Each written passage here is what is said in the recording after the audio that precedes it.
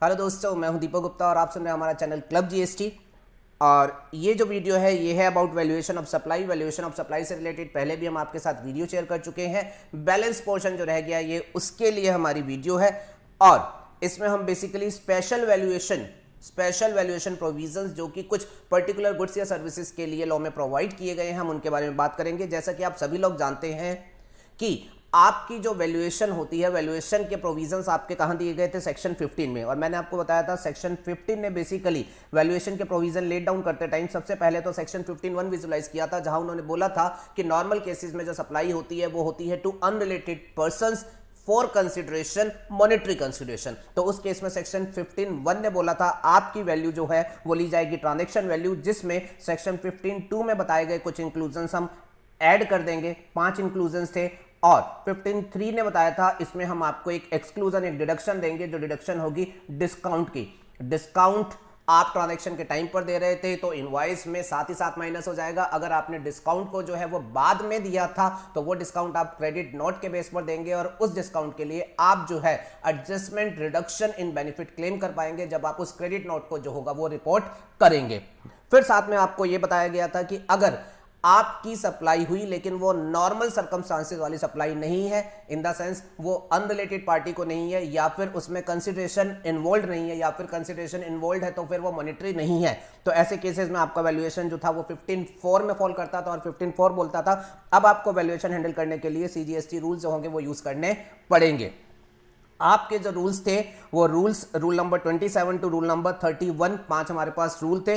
Rule 27 जो कि non monetary consideration involve होने पर लगता है, जिसमें 4 वैल्यूएशन के तरीके बताए गए थे। रूल 28 डीम डिस्टिंक्ट पर्सन के बीच में सप्लाई की जाती है या फिर रिलेटेड पर्संस को सप्लाई की जाती है एक्सक्लूडिंग एजेंट, उसके ऊपर लगता है, जिसमें 3 वैल्यूएशन के तरीके बताए गए थे। रूल 29 जो तब लगता है जब आप एजेंट के पास गुड्स भेजते हैं, वो एजेंट जो आगे अपने इनवॉइस पर सप्लाई करेगा, तो वहां रूल नंबर 29 लगता है, उसमें 2 तरीके बताए गए थे। और अगर 27, 28, 29 कहीं भी नहीं लग पा रहे हैं तो फिर रूल 30 में आप कॉस्ट बेस्ड वैल्यूएशन करते थे 110% ऑफ योर कॉस्ट, या फिर वो भी नहीं लग सकता है तो फिर लास्ट में आप रूल 31 में रेजिडरी वैल्यूएशन करते थे, which was best judgement valuation.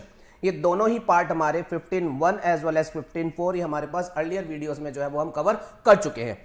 फिर आपको साथ ही में मैंने ये भी जानकारी दी थी पिछली वीडियो में कि सेक्शन 15 ने साथ ही में सेक्शन 15(5) भी है। सेक्शन 15(5) जिसमें उन्होंने बताया था किसी पर्टिकुलर गुड्स या सर्विसेज के लिए अगर गवर्नमेंट को किसी भी वजह से लगता है कि स्पेशल वैल्यूएशन के तरीके होने चाहिए तो गवर्नमेंट उसके लिए स्पेशल वैल्यूएशन जो है वो प्रेस्क्राइब कर सकती है। 15(4) से पावर लेकर के गवर्नमेंट ने स्पेशल वैल्यूएशन प्रेस्क्राइब किया हुआ है। स्पेशल वैल्यूएशन को प्रेस्क्राइब करते हुए 2 स्पेशल रूल्स गवर्नमेंट की तरफ से बनाए गए हैं। One is rule 31A and second is rule 32।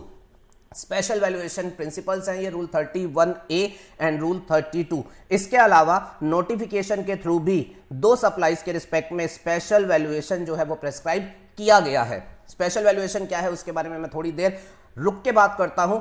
आपको यहां पर ध्यान में रखना है कि आपका वैल्यूएशन का सेक्शन है सेक्शन 15 एंड चैप्टर में जो एसोसिएटेड रूल्स कवर हैं वो 27, 28, 29, 30, 31, देन 31A, 32 ये कवर है। इसके अलावा 3 और मिसलेनियस रूल्स भी हैं जिसको एक बार के लिए चार्ट में हम नीचे से बात कर लेते हैं। Rule number 33, Rule number 33, which is an important rule for your examination. This is based on the concept of the pure agent. ये हमारी पहली रिवीजन वीडियो जो है उसमें डिस्कस हो चुका है।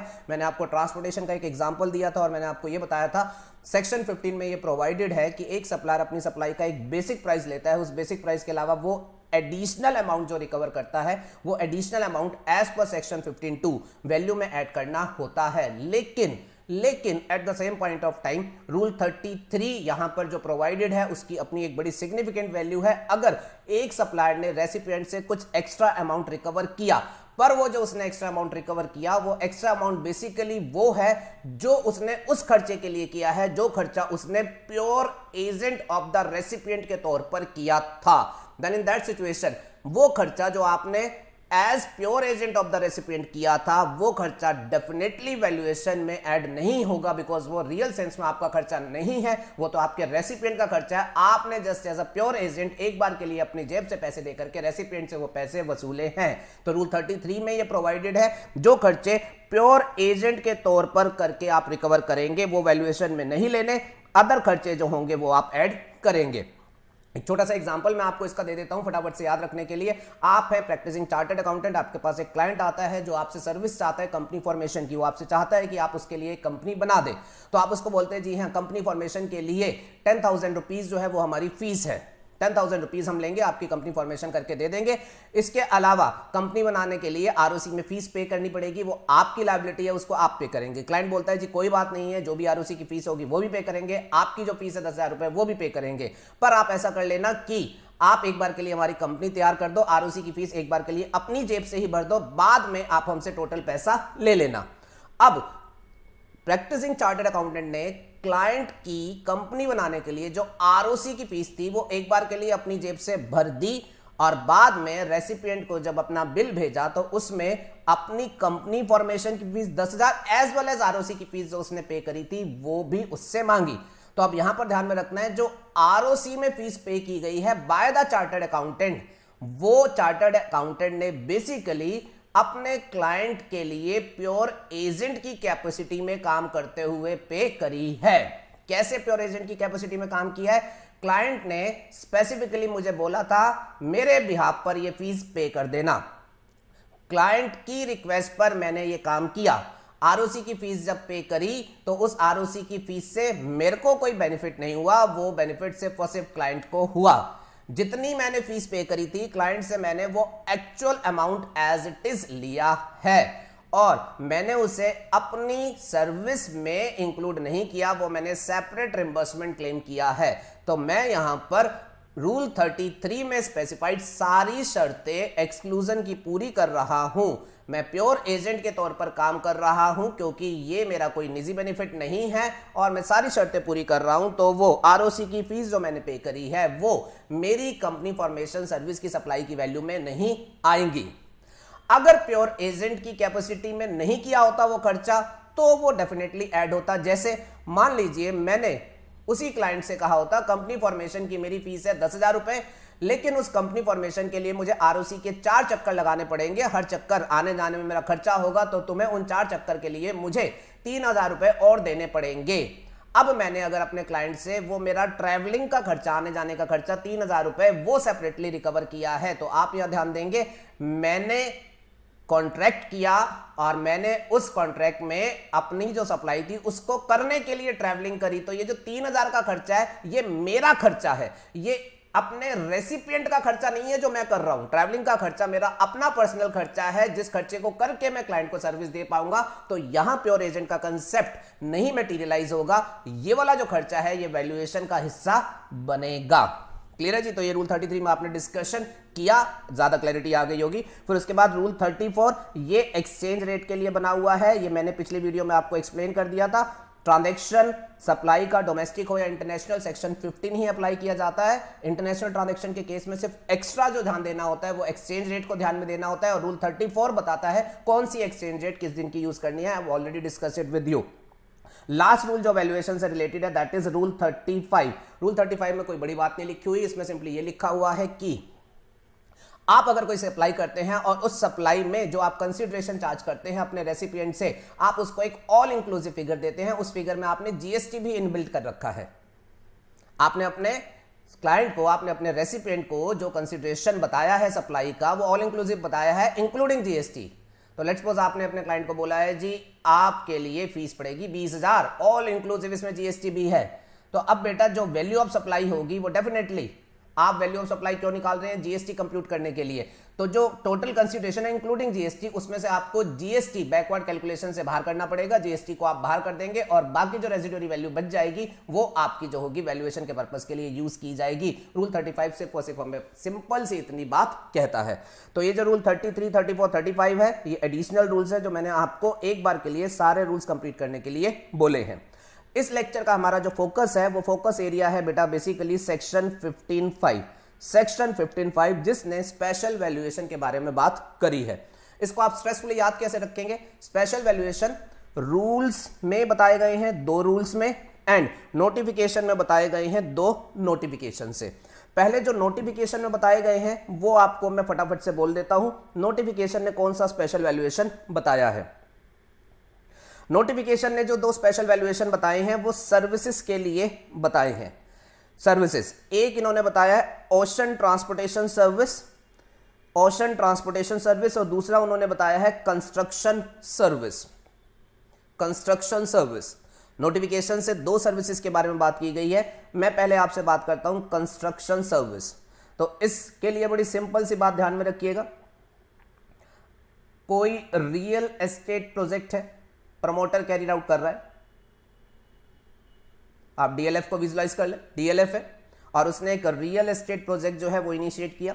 रियल एस्टेट प्रोजेक्ट का मतलब बेसिकली क्या है, जीएसटी के लॉ में रियल एस्टेट प्रोजेक्ट से हमारा मतलब है कि उसने एक लैंड बैंक खरीदा है, इस लैंड बैंक के ऊपर वो अब एक रियल एस्टेट का प्रोजेक्ट, इसमें वो बिल्डिंग बना रहा है, बिल्डिंग जिसमें रेजिडेंशियल अपार्टमेंट हो सकते हैं या फिर कमर्शियल अपार्टमेंट हो सकते हैं, और वो इसमें जो यूनिट्स बनाएगा उन यूनिट्स को सेल करने की इंटेंशन के साथ बना रहा है।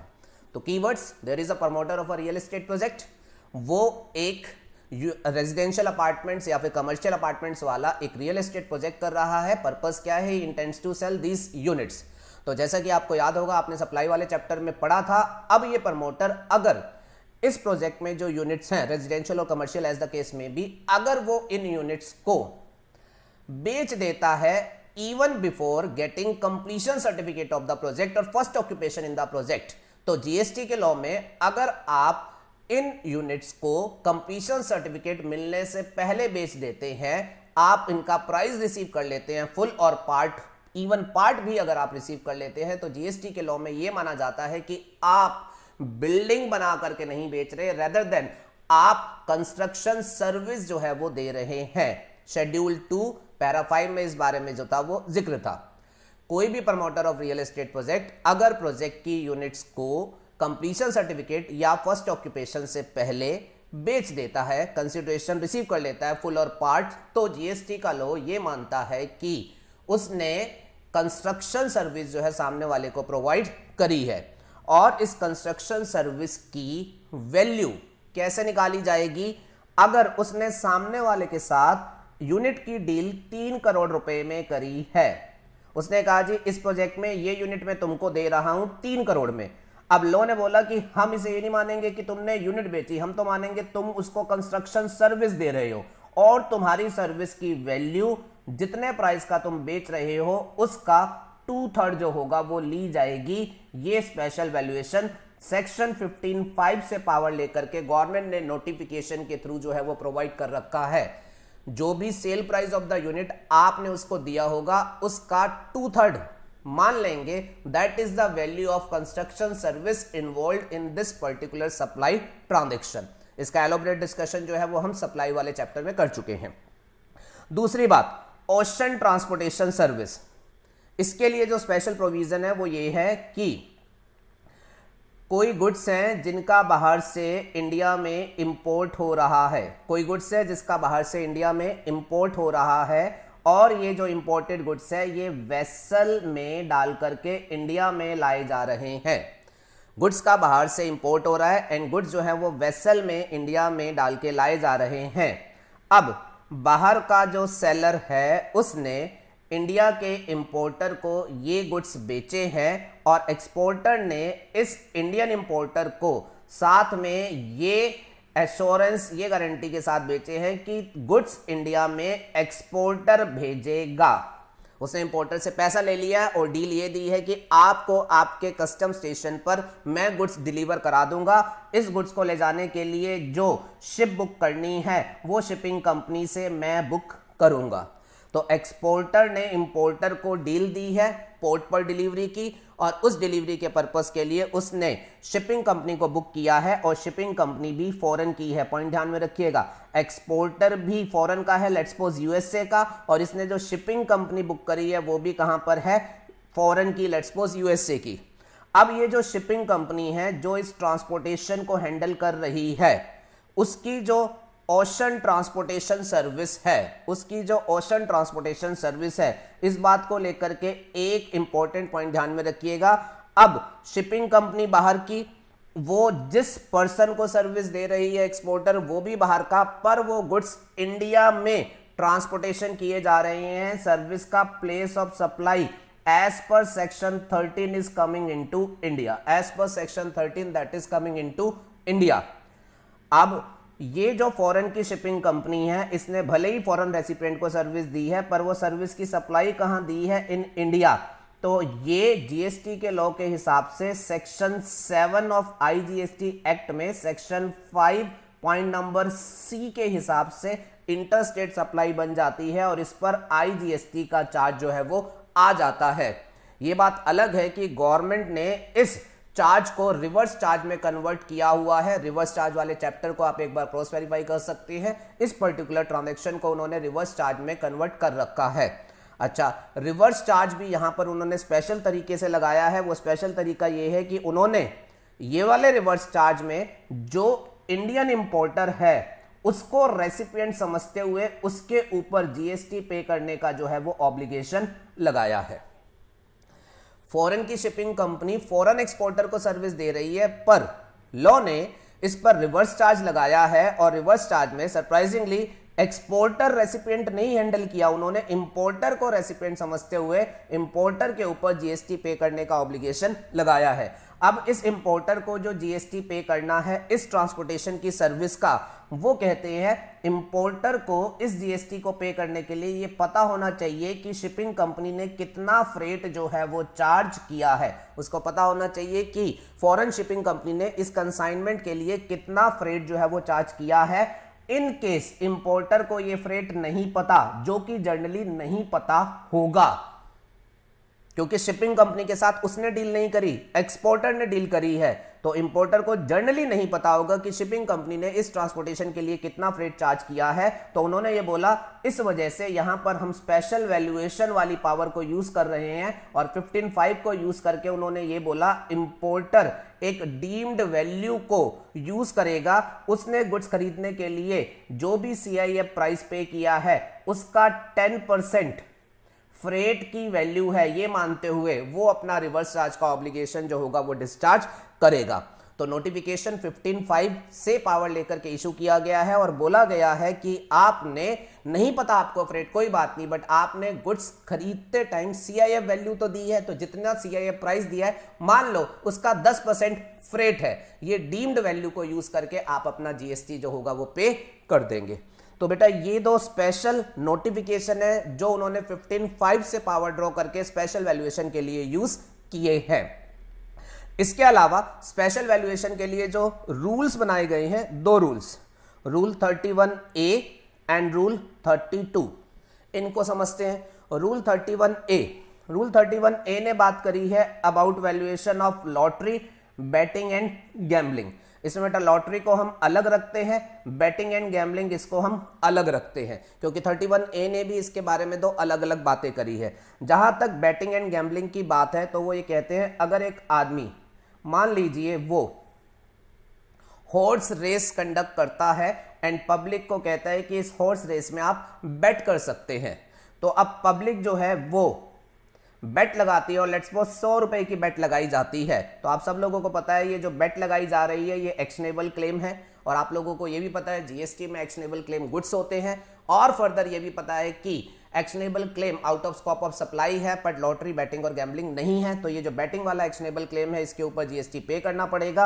एंड रूल 31A सिंपली ये कहता है कि आपने बेट जो रिसीव करी वो जितनी वैल्यू की रिसीव करी, whatever is the face value of the bet you have received, that will be taken as the value of supply of your service.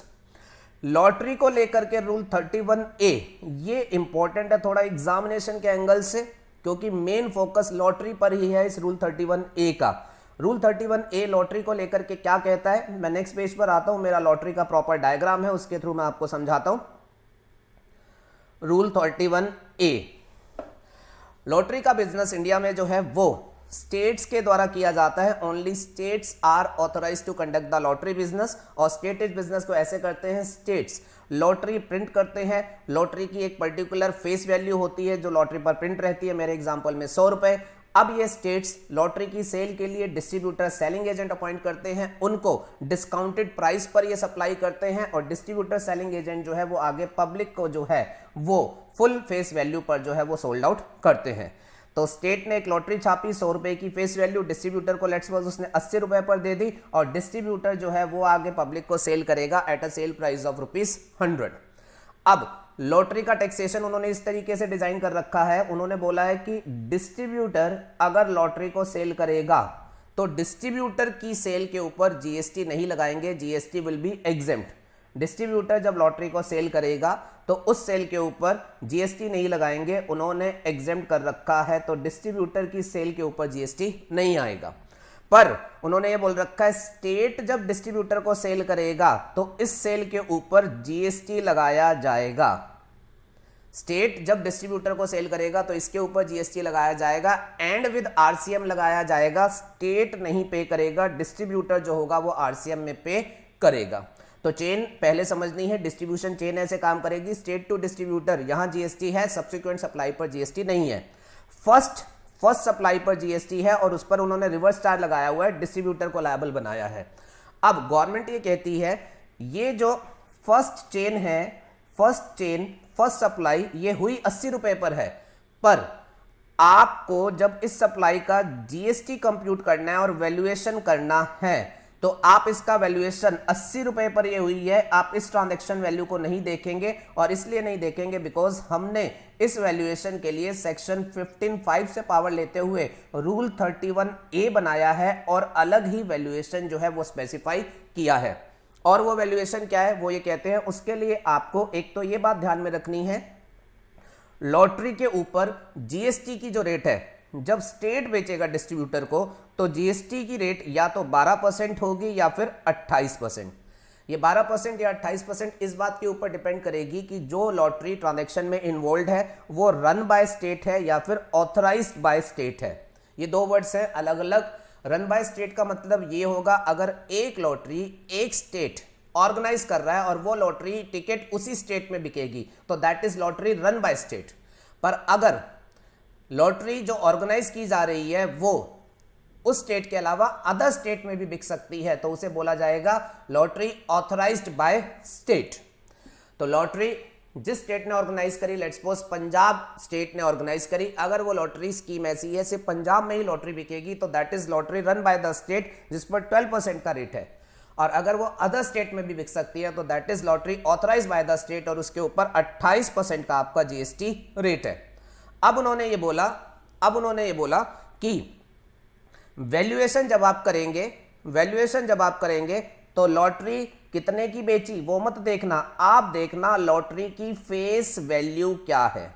आप क्या देखना, लॉटरी टिकट की फेस वैल्यू क्या है, या आप ये देखना कि फेस वैल्यू सो है पर क्या इसका सेल प्राइस, इसका जो अदरवाइज प्राइस है वो कहीं नोटिफिकेशन से अलग से डिक्लेयर तो नहीं है। आपने कितने की बेची वो मत देखना, पहली बात सुन लो।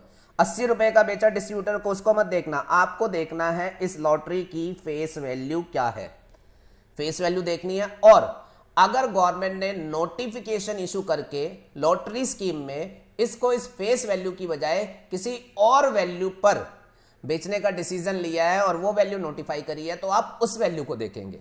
दोबारा दोहरा दो, आप देखेंगे लॉटरी की फेस वैल्यू क्या है जो कि प्रिंटेड है इस पर, और दूसरी चीज आप देखेंगे क्या गवर्नमेंट का कोई अदर नोटिफिकेशन तो नहीं आया जिसमें गवर्नमेंट ने इसे फेस वैल्यू की बजाय किसी और वैल्यू पर पब्लिक को बिकेगी वो डिक्लेयर किया हो।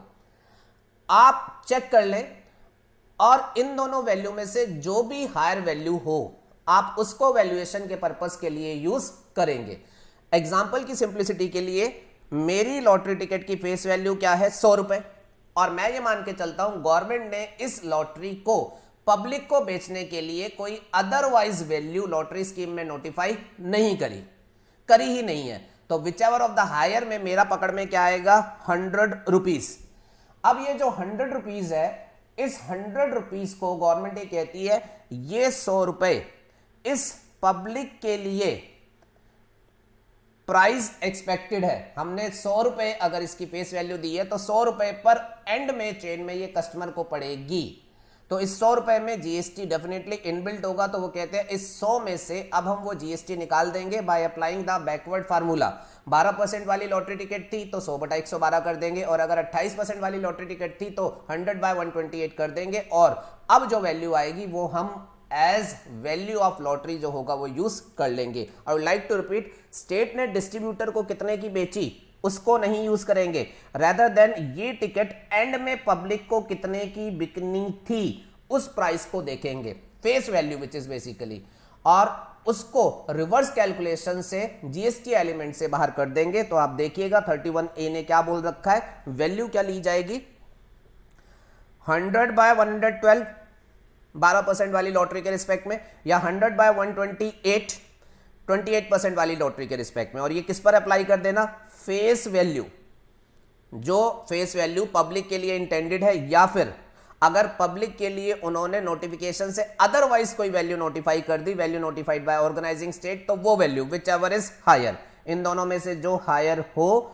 वो वैल्यू ले करके उस पर रिवर्स कैलकुलेशन से आप वैल्यू निकाल लेना, जीएसटी अपना पे कर देना। ये स्पेशल वैल्यूएशन क्यों किया जा रहा है, इसका लॉजिक अगर आप जानना चाहें तो इसका बड़ा सिंपल सा लॉजिक है बेटा। सप्लाई चेन में पहले डिस्ट्रीब्यूटर को जाएगा, फिर डिस्ट्रीब्यूटर से आगे जाएगा। उन्होंने डिस्ट्रीब्यूटर से आगे की सप्लाई को एग्जेम्प्ट कर दिया, तो उन्होंने ये बोला पहली स्टेज पर ही हम सारा जीएसटी ले लेते हैं, इसलिए उन्होंने जो बेसिकली पब्लिक का प्राइस था फेस वैल्यू, उसको पकड़ करके पहली ही स्टेज पर वैल्यूएशन करवा दिया। चलिए जी आगे बात करते हैं, this is all about rule 31A। फिर इसके बाद हम बात करते हैं रूल 32। रूल 32 में हमारे पास कई केसेस स्पेसिफिक वैल्यूएशन में हैं।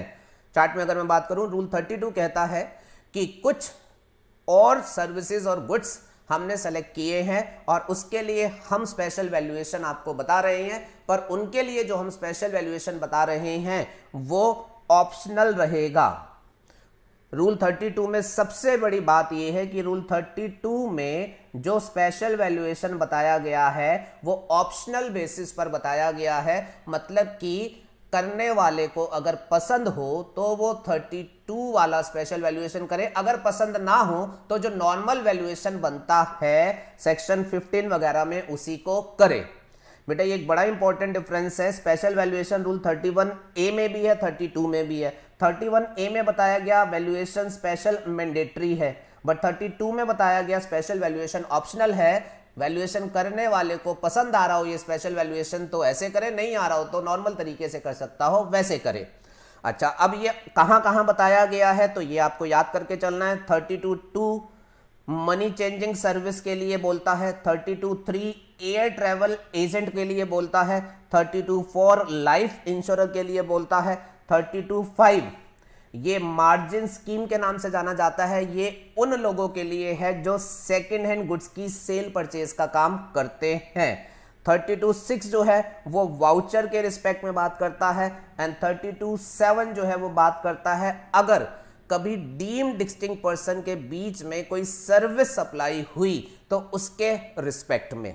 तो सबसे पहले तो लिस्ट याद करनी है, उसके बाद ही हमने समझना है कि स्पेशल वैल्यूएशन है क्या। तो can we repeat, 32(2) money changing services जो देते हैं उनके लिए special valuation, 32(3) air travel agent जो सर्विस देते हैं, बुकिंग सर्विस, इंटरमीडियरी सर्विस, उनके लिए वैल्यूएशन, 32(4) लाइफ इंश्योरर, ध्यान में रखिएगा जो लाइफ इंश्योरेंस का बिजनेस करते हैं उनके लिए स्पेशल वैल्यूएशन का तरीका, 32(5) ये गुड्स वालों के लिए है जो सेकेंड हैंड गुड्स में डील करते हैं उनके लिए मार्जिन स्कीम, 32(6) जब कभी सप्लाई ऑफ गुड्स और सर्विस वाउचर बेस की जाएगी तो वाउचर बेस कैसे वैल्यूएशन करेंगे उसके लिए 32(6), एंड 32(7) बात करता है डीम्ड डिस्टिंक्ट पर्सन के बीच में अगर कभी सप्लाई ऑफ सर्विस हो रही है तो उस सप्लाई ऑफ सर्विस के लिए गवर्नमेंट नोटिफिकेशन से स्पेशल वैल्यू के तौर पर नील वैल्यू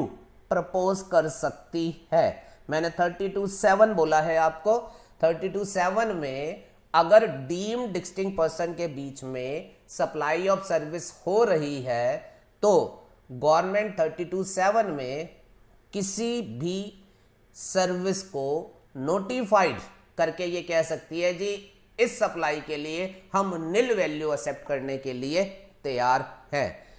32(7) पर हम डिटेल में बेटा आपके साथ बात नहीं करेंगे। बात ना करने का लॉजिक ये है कि 32(7) को प्रैक्टिकली कहीं भी यूज नहीं किया गया है, तो ये आपके एग्जाम के लिए भी इंपॉर्टेंट नहीं है। This is just an enabling power, not actually used. हमारा डिस्कशन प्रिंसिपली रहेगा बाकी हिस्सों के ऊपर, और इसमें से जो मेन मैं समझता हूं इंपॉर्टेंट है वो money changing, air travel agent, life insurer and margin scheme है। वाउचर वाला भी आपके लेवल पर ज्यादा इंपॉर्टेंट नहीं है। तो लेट्स स्टार्ट में हम कर रहे हैं मनी चेंजिंग सर्विस के साथ 32(2).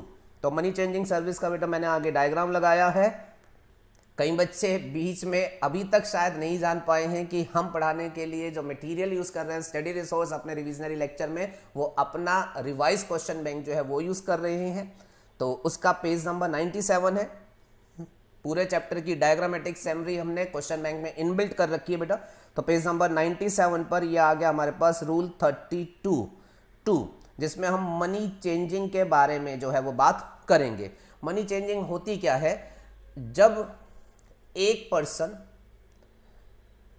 फॉरेक्स कन्वर्जन का काम करता है, आपको वो फॉरेक्स बेच सकता है रुपीस लेकर के, या आपसे वो फॉरेक्स खरीद करके आपको रुपीस दे सकता है, या आपसे एक फॉरेन करेंसी के बदले में दूसरी फॉरेन करेंसी दे सकता है। तो ये वाले काम होते हैं मनी चेंजिंग। सबसे पहले आपको एक बात ध्यान में रखनी है, अगर जो मनी चेंजिंग का काम करता है, अच्छा ये मनी चेंजिंग का काम बेटा रेगुलेटेड इंडस्ट्री है इंडिया में, तो हर कोई आदमी नहीं कर सकता। इसे या तो ऑथराइज बैंक कर सकते हैं या फिर अदरवाइज ऑथराइज मनी चेंजर जिनको आरबीआई ने ऑथराइज किया वो काम कर सकते हैं। रेगुलेटेड इंडस्ट्री है। अब ये जो भी ऑथराइज बैंक या authorise money changer money changing का काम करते हैं, ये क्या करते हैं? आपसे डॉलर लेंगे तो रुपीस देंगे, या आपसे रुपीस लेंगे तो डॉलर देंगे। तो आपको ये ध्यान में रखना है, मनी एक्सचेंज हो रही है, बट इस मनी एक्सचेंज के प्रोसेस में डेफिनेटली ये लोग जो है वो मार्जिन प्रॉफिट कमाते हैं। तो लो ये कहता है कि जो भी मार्जिन उन्होंने ये मनी एक्सचेंज करके कमाया, जो भी मार्जिन उन्होंने ये मनी एक्सचेंज करके कमाया, वो सर्विस की वैल्यू है। बैंक ने आपसे रुपीस लिए, डॉलर दिए, तो नो डाउट पैसा लिया और दिया, but this is not मियर transaction in money. उसने यहां पर जो मार्जिन कमाया वो उसकी सर्विस एक्टिविटी है जिस पर उसे जीएसटी पे करना पड़ेगा। अब वो मार्जिन निकाला कैसे जाएगा? वो मार्जिन निकाला कैसे जाएगा? तो रूल 32(2) कहता है जी उस मार्जिन को निकालने का एक तो है नॉर्मल तरीका, नॉर्मल तरीके से काम करो, और अगर नॉर्मल तरीके से नहीं चलना चाहते तो हमने इसका एक स्पेशल ऑप्शनल वैल्यूएशन मेथड भी आपको 32 में प्रोवाइड किया है। लेट मी रिपीट, जो मनी मार्जिन कमाई जा रही है इस एक्टिविटी में, वो ये कह रहे हैं उसका मार्जिन निकालने का एक तो नॉर्मल तरीका है, वो भी हम बताते हैं, और अगर आप उस तरीके से नहीं चलना चाहते तो आपको एक ऑप्शनल स्पेशल तरीके से वैल्यू निकालने का ऑप्शन भी दिया जा रहा है। पसंद हो तो आप उस तरीके से भी कर सकते हो। अगर स्पेशल वैल्यूएशन जो हम आपको बताएंगे अगर वो आप करना चाहते हो तो उसको हमें इंफॉर्म कर देना कि हाँ जी हम स्पेशल तरीके से करना चाहते हैं। और एक बार आपने अगर स्पेशल तरीका ऑप्ट किया तो ये मत समझिएगा जिंदगी भर के लिए आप बंद गए, लेकिन 1 साल के एंड तक आपको उसे फॉलो करना पड़ेगा। तो अगर आप मुझसे कहते हैं जून में आकर के मैं स्पेशल वैल्यूएशन करना चाहता हूं तो अलाउड है, लेकिन आपने स्पेशल वैल्यूएशन जून में लिया तो आपको मार्च एंड तक till the end of the financial year उसी स्पेशल वैल्यूएशन को फॉलो करना पड़ेगा। इतना लॉक इन रहेगा, जिंदगी भर का नहीं है, but till the end of the financial year का लॉक इन जो होगा वो इसमें रहेगा। तो आप सोच समझ के डिसाइड करिएगा कि नॉर्मली चलना है या फिर स्पेशल तरीके से चलना है। अच्छा, नॉर्मल तरीके से आप अपना मार्जिन कैसे निकालते हैं हम उसको देखते हैं। अब आपने अगर नॉर्मल ट्रांजैक्शन किया है तो वो ये कहते हैं जी बड़ी सिंपल सी बात है। मान लीजिए आपने किसी से डॉलर खरीदे हैं, तो आपने जब डॉलर खरीदे तो खरीदते टाइम आपने उसमें क्या प्रॉफिट कमाया, वो आपका प्रॉफिट कैसे निकला होगा? आपने उसे एक पर्टिकुलर रेट पर खरीदे होंगे और आरबीआई की एक रेट होगी, उसमें जो डिफरेंस होगा वो आपका मार्जिन होगा। जितने डॉलर्स आपने खरीदे हैं वो आपकी सर्विस की वैल्यू है, उसके ऊपर जीएसटी पे कर दे। अगर आपने किसी को डॉलर बेचे हैं तो आपने उसे एक रेट से बेचे होंगे, लेट्स सपोज 75 की रेट से, आरबीआई का रेट चल रहा है 74 का, तो अकॉर्डिंगली आपने ₹1 का मार्जिन रख करके एक्स्ट्रा उसे बेचा है। जितनी यूनिट्स बेची हैं वो आपकी सर्विस की वैल्यू है, उसके ऊपर आप जीएसटी पे कर दे। अगर आपके पास कोई पर्सन आया और उसने आपसे उस फॉरेन एक्सचेंज की डिमांड करी जिस फॉरेन एक्सचेंज की आरबीआई रेट एग्जिस्ट नहीं करती, जिसकी वजह से आपने कितना मार्जिन कमाया वो आप डायरेक्टली कैलकुलेट नहीं कर सकते, तो वो कहते हैं जी आपने उसको वो करेंसी लेते या देते टाइम जितने भी रुपीस एक्सचेंज किए उस रुपीस अमाउंट का 1% आपका मार्जिन था, ये माना जाएगा और वो आपकी वैल्यू समझी जाएगी। क्या लिखा है सेकंड पॉइंट में? If RRR RBI reference rate is not available, जिस करेंसी में ट्रांजैक्शन हुआ उसका रेफरेंस रेट है ही नहीं, तो मैं कैसे निकालूं कितना कमाया? तो वो कहते कोई बात नहीं, कितने रुपीज इन्वॉल्व है ट्रांजेक्शन में, उसका 1% डीम्ड मार्जिन समझा जाएगा और आपसे जीएसटी भरने को कहा जाएगा। अच्छा, फिर उसके बाद वो लास्ट स्टोरी में कहते हैं अगर जो करेंसी कन्वर्जन मनी चेंजिंग हुई उसमें रुपीज इन्वॉल्व ही नहीं है, इन द सेंस आप डॉलर उससे ले रहे हैं और बदले में यूरो दे रहे हैं, आप डॉलर ले रहे हैं बदले में जो है आप उसे यूरो दे रहे हैं, इंडियन रुपीस बीच में इन्वॉल्व ही नहीं है, तो वो कहते हैं इस केस में अब आप ये काम करेंगे, आपने जितने डॉलर्स लिए डॉलर्स पर आरबीआई की रेट लगा करके इंडियन रुपीस बना लो, आपने जितने यूरो दिए उस पर एक्सचेंज रेट आरबीआई की लगा करके उसे भी इंडियन रुपीस बना लो। अब ये जो 2 इंडियन रुपीस की फिगर आ गई, इसमें से जो लोअर है उसको पकड़ो और मानो उसका 1% आपका मार्जिन इसमें इन्वॉल्व रहा है। दोबारा बोल दूं, one currency change for another currency, तो वन करेंसी उसे आरबीआई की रेफरेंस रेट से रुपीस में कन्वर्ट करो, द अदर करेंसी इन्वॉल्व उसको भी आरबीआई की रेफरेंस रेट से इंडियन रुपीस में कन्वर्ट करो, लोअर ऑफ द टू उठा लो और उसमें 1% का मार्जिन इन्वॉल्व रहा है, वो 1% की फिगर आपकी वैल्यू ऑफ सर्विस ले ली जाएगी। ये है जी नॉर्मल वैल्यूएशन का तरीका, इस तरीके से इंडस्ट्री में आपके मार्जिन समझे जाते हैं। अगर आपको ये नॉर्मल वैल्यूएशन का तरीका समझ नहीं आ रहा है तो आपको स्पेशल वैल्यूएशन ऑफर किया जा रहा है। स्पेशल वैल्यूएशन में ये नहीं देखा जाएगा आपने एक्चुअल कितना मार्जिन कमाया, वो ये कहते हैं इसमें हम देखेंगे ट्रांजैक्शन कितने अमाउंट का आपने किया, कितना मार्जिन कमाया वो नहीं देखेंगे डायरेक्टली, रादर देन हम देखेंगे कितने अमाउंट का ट्रांजैक्शन किया और फिर उस पर डीम्ड मार्जिन हर सिचुएशन में हम कैलकुलेट करेंगे। सर समझाइएगा कैसे करेंगे? ऐसे करेंगे, वो ये कहता है आप कोई भी ट्रांजैक्शन करें, डॉलर खरीदे, डॉलर बेचे, क्रॉस करेंसी करें, हम कुछ नहीं देखेंगे उसमें एक्चुअल में क्या कमा रहे हो, हम डीम्ड मार्जिन हमेशा कैलकुलेट करेंगे। कैसे? वो ये कहते हैं अगर जो ट्रांजैक्शन हुआ उसकी इंडियन रुपीस में एक्सचेंज वैल्यू 1 लाख तक है तो हम मान लेंगे उसमें 1% प्रॉफिट है, वो आपकी वैल्यू ऑफ सर्विस है। लेकिन किसी भी हालत में ये वैल्यू 250 से नीचे नहीं ली जाएगी। अगर जो ट्रांजैक्शन हुआ वो 1 लाख से ज्यादा है पर 10 लाख रुपए तक का है तो पहले 1 लाख में 1% 1000 रुपए का मार्जिन है और 1 लाख से ऊपर जितना भी वैल्यू इन्वॉल्व है उसमें 0.5% का मार्जिन है, वो माना जाएगा।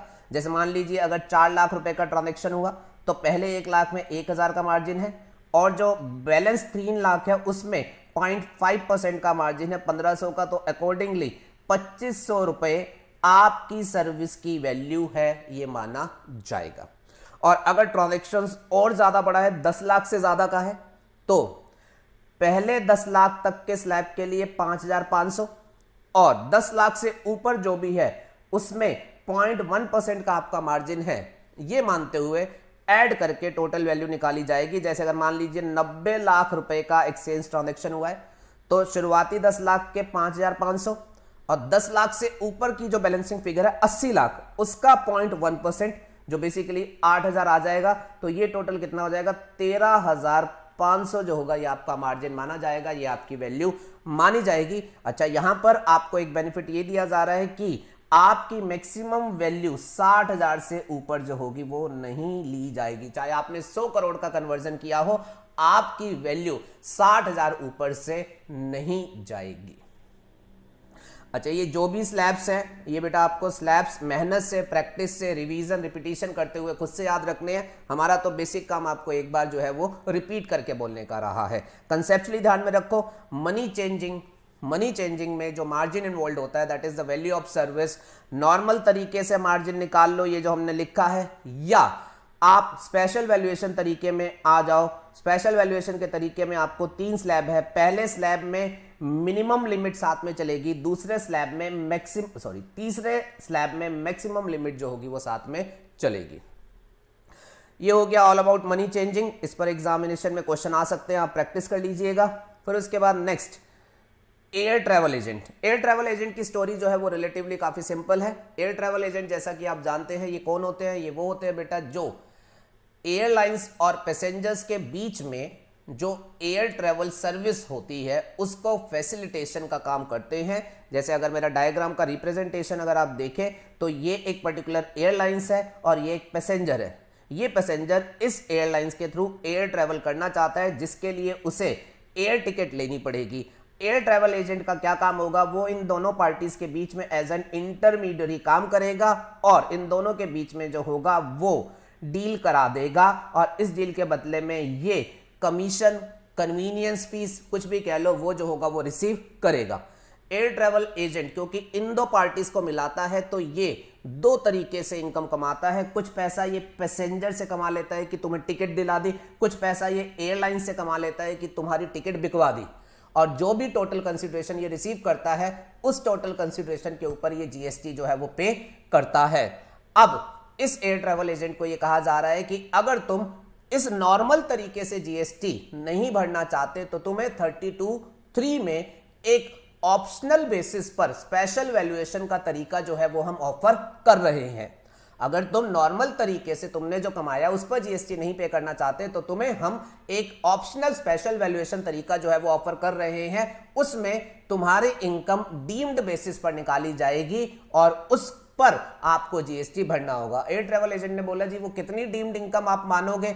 हमने बोला जी वो डीम्ड इनकम होगी अगर तुमने डोमेस्टिक फ्लाइट की टिकट की बुकिंग कराई है तो आपकी वैल्यू ऑफ सप्लाई उस टिकट का जो बेसिक फेयर है उसका 5% तुम्हारी इनकम मानी जाएगी। और अगर तुमने इंटरनेशनल बुकिंग कराई है देन इन दैट सिचुएशन उस टिकट का जो बेसिक फेयर है उसका 10% जो होगी वो तुम्हारी इनकम मानी जाएगी। ये जो डिफरेंस है इसका लॉजिक ये है बेटा, डोमेस्टिक सेगमेंट की टिकट इन जनरल चीप होगी, वहां कमीशंस भी कम होंगे। इंटरनेशनल फ्लाइट्स की टिकट महंगी होगी तो वहां पर इसकी इनकम भी ज्यादा होगी। तो ये दो सिंपल से परसेंटेज है। डोमेस्टिक में 5% टिकट की वैल्यू का आपकी इनकम मानी जा रही है एंड इंटरनेशनल में 10% टिकट के बेसिक फेयर का आपकी वैल्यू जो है वो मानी जा रही है। यहां एक बात ध्यान में रखिएगा, जो इंपॉर्टेंट पॉइंट है वो ये है, ये 5% या 10% जो आपको लेना है ये लेना है of basic fair. Of basic fair, basic fair का क्या मतलब होता है वो जरा ध्यान से समझिएगा। जो टिकट आपने एयरलाइंस के इस पैसेंजर को अवेलेबल कराई है उस टिकट का अगर हम इंटरनल स्ट्रक्चर उठाएं तो इंटरनल स्ट्रक्चर ये होगा बेटा, उस टिकट में एक तो बेस फेयर होगा, उस बेस फेयर के अलावा एयरलाइंस ने इस पैसेंजर से और भी कई अदर चार्जेस लिए होंगे, और भी कई सारे अदर चार्जेस लिए होंगे। आप कभी भी एयरलाइंस टिकट्स को देखेंगे तो उसमें बेटा ब्रेकअप रहता है, उसमें काफी सारे एक्स्ट्रा चार्जेस जो है वो इन्वॉल्व होकर के चलते हैं और इस एयरलाइंस ने उस पैसेंजर से जीएसटी भी जो होगा वो चार्ज किया होगा। तो इस टिकट में बेसिकली रियल में 3 कंपोनेंट होंगे, एक बेसिक फेयर, फिर other charges like fuel surcharge and so many other charges and then GST.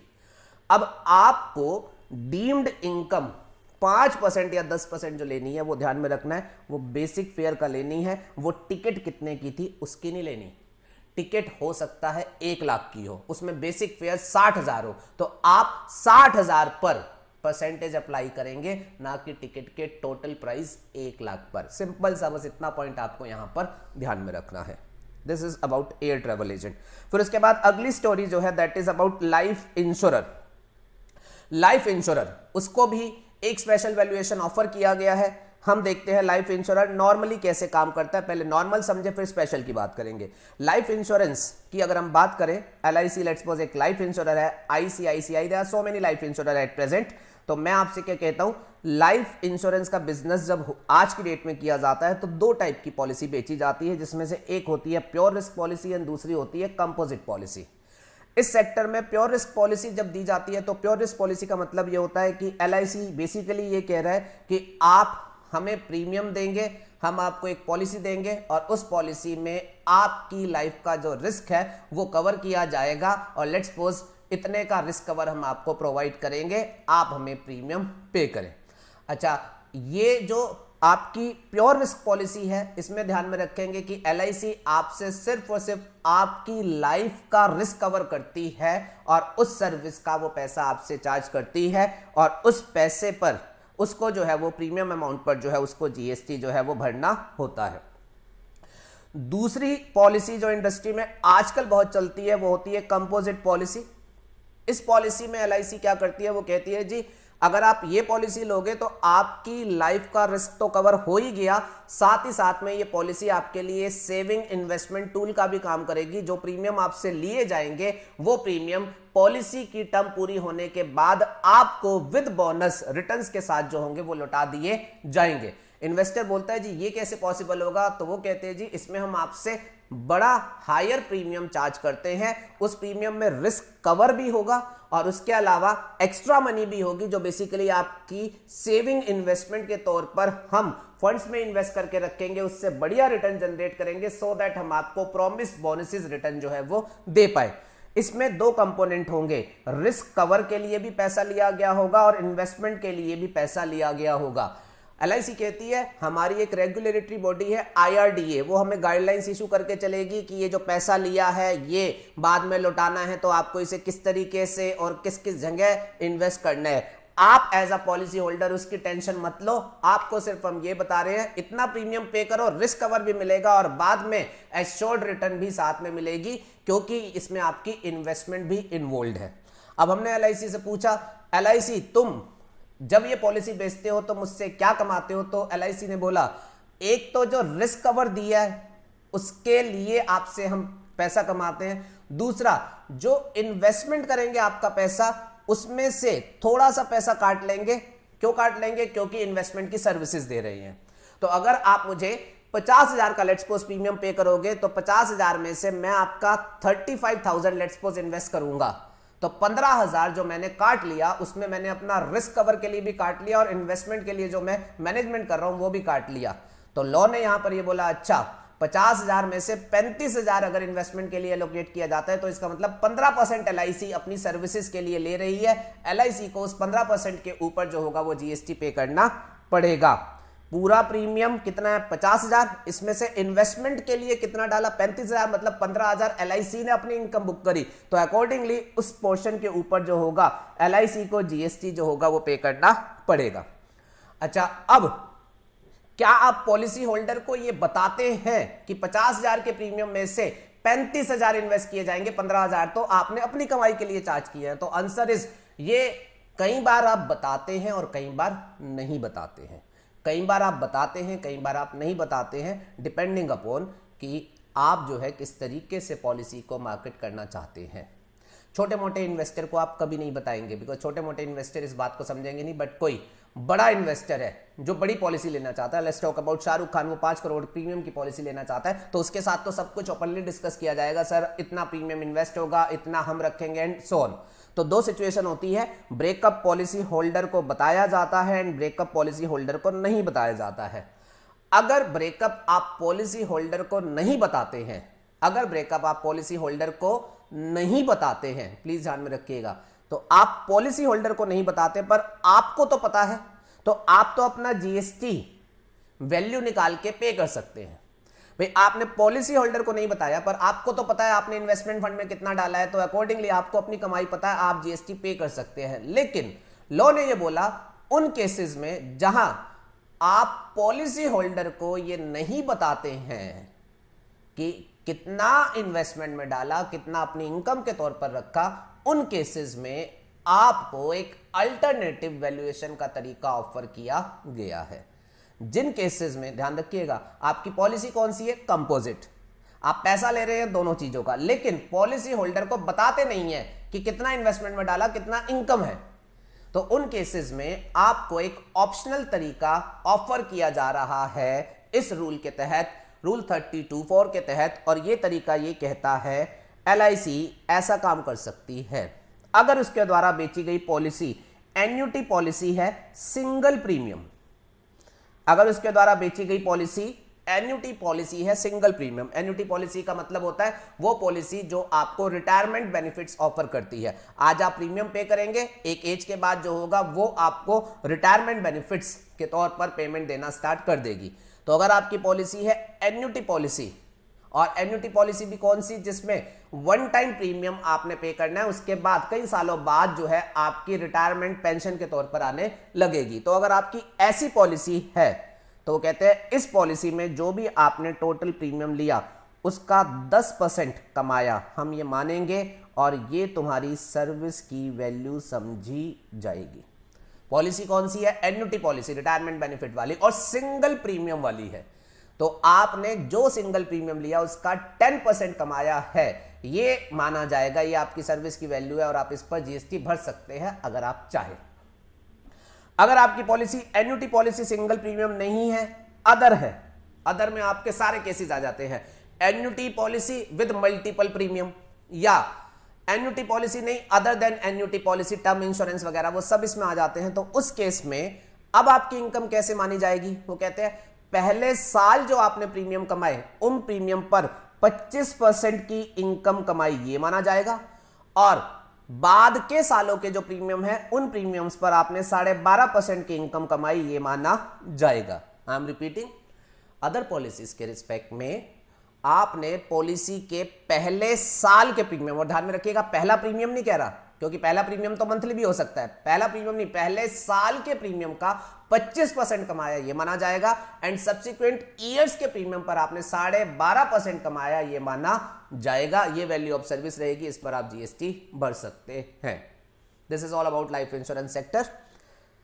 फिर उसके बाद next point 32.5, this is about margin scheme. Margin scheme के नाम से जाना जाता है बेटा 32.5 जो आप डिस्कस करने वाले हैं। 32.5 बेसिकली बात करती है सेकेंड हैंड गुड्स के जो डीलर हैं उनके बारे में। कोई भी व्यक्ति जिसका बिजनेस है क्या, पुरानी चीजें खरीद करके बेच देना, पुरानी चीजें खरीद करके पुरानी चीजों को आगे बेच देना, एज सच या थोड़ा बहुत माइनर रिपेयर करा करके, तो ऐसे गुड्स के डीलर के लिए उन्होंने 32.5 में एक स्पेशल वैल्यूएशन का तरीका दिया है जिसको हम जानते हैं by the name margin scheme. ये क्या है, ये क्या स्पेशल बात है, सुनते हैं।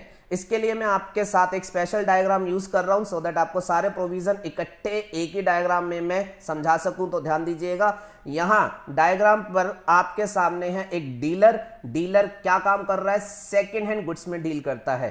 ये पुराना टीवी खरीद के उस टीवी को या तो एज सच या थोड़ी बहुत रिपेयर करा के बेच देता है, या फिर लैपटॉप पुराने खरीदता है थोड़ा बहुत ठीक करा के या एज सच उनको जो है ये बेच देता है। तो सेकंड हैंड गुड्स में वो डील करता है। ध्यान में रखिएगा, वर्ड्स पर एम्फेसिस ध्यान में रखिएगा। 32.5 जो भी है वो चलेगा सिर्फ और सिर्फ a person who is dealer of second hand goods, पुराने खरीदे नए बेचे।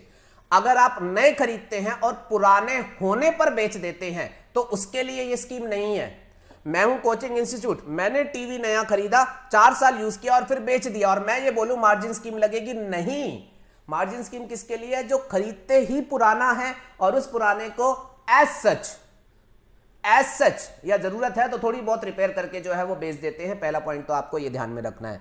अब ये आदमी, इसकी बेटा ये जो पुरानी चीजें हैं ये लाता कहां से है जरा बात करें तो पुरानी चीजें ये किसी हाउस होल्ड एंटिटी से भी परचेज कर सकता है और किसी बिजनेस एंटिटी से भी परचेज कर सकता है। मैं बात करता हूं let's suppose house hold entity से, कि ये पर्सन क्या करता है, ये लोगों के घरों में जाता है, घंटी बजा के पूछता है जी आपका कोई पुराना टीवी है जिसको आप बेचना चाहते हैं? तो लेट्स सपोज एक घर से इसे जवाब मिलता है जी हाँ हमारा ये पुराना टीवी है जिसको हम बेचना चाहते हैं।